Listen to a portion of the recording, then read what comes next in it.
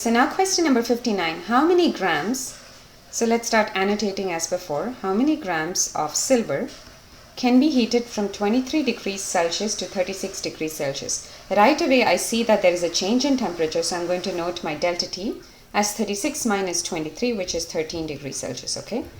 So we read a problem step by step and we keep annotating. When 22 grams, so this looks like this is the first step, this is the first system, system 1.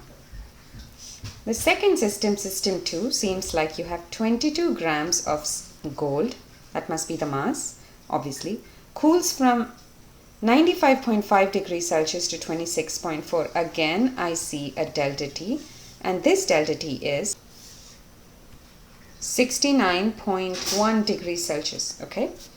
So we have M and delta T for one system, M and delta T for another system, and here you're also given C, the specific heat, to be 0.130 joules per gram per degree Celsius. So now the question is, oh, you're also given the specific heat of silver. I'm sorry, I should have changed colors for this. And that is 0.24, excuse me. Okay, that just got a little messed up. Hold on, I'm going to have to undo this, which is not the easiest thing. Undo. Okay, that's done. Right. So silver is 0.240 joule per gram per degree Celsius, right?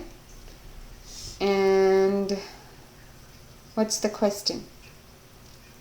How many grams of silver? Okay, that makes sense. So we have one variable and we have an equation. Okay, so let's scroll up a little bit. So we're going to do MC delta T equals MC delta T. Now the problem is if we scroll up, we're going to lose the data. So we're going to scroll to the side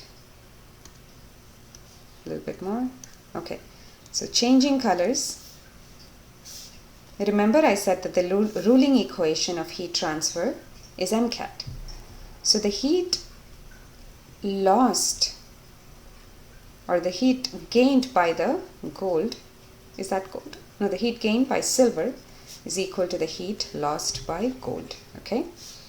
Now what is the heat gained by silver? We don't know what the mass is.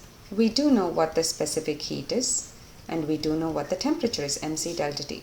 Now that equals 22 grams of gold times 0.130 is the specific heat times 69.1 is the change in temperature, okay?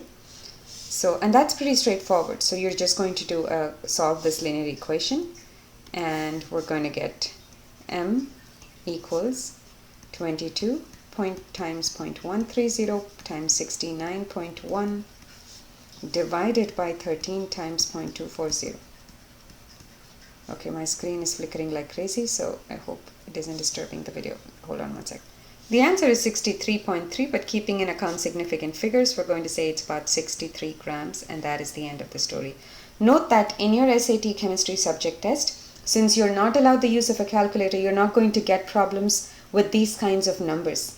While it's useful to work with harder numbers, remember that you're going to need to estimate the value of these numbers. So at some point, probably in the next problem, I'll teach you how to estimate what numbers add to or multiply to, okay?